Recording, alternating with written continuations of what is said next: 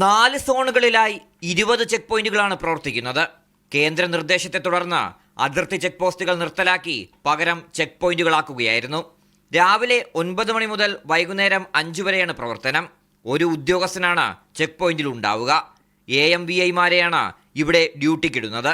ഈ അടുത്ത ദിവസമാണ് വേലന്താവളം ചെക്ക് പോയിന്റിൽ ഡ്യൂട്ടിയിലുണ്ടായിരുന്ന ഉദ്യോഗസ്ഥൻ BP കൂടി കുഴഞ്ഞു വീണത്. അരമണിക്കൂറിന് ശേഷം അവിടെ എത്തിയ സമീപവാസിയാണ് ഉദ്യോഗസ്ഥനെ ആശുപത്രിയിൽ എത്തിച്ചത്. അസൗകര്യങ്ങളുടെ നടുവിലാണ് ചെക്ക് പോയിന്റുകൾ. ഈ ദൃശ്യങ്ങൾ അത് കാണിച്ചു തരും. വേലന്താവളം ചെക്ക് പോയിന്റ് തന്നെ കാണുക. വെള്ളമില്ല, തകർന്ന കെട്ടിടം, പ്രാഥമിക കൃത്യത്തിന് പോലും കഴിയുന്നില്ലെന്ന് ഉദ്യോഗസ്ഥരുടെ സങ്കടം.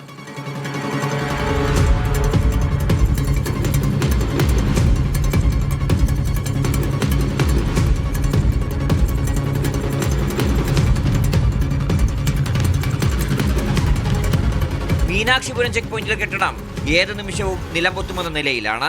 പെർമിറ്റ് എല്ലാം ഓൺലൈൻ ആയതോടെ സീലിംഗിന് പോലും ആരും ഇവിടെയൊന്നും വരാറില്ല.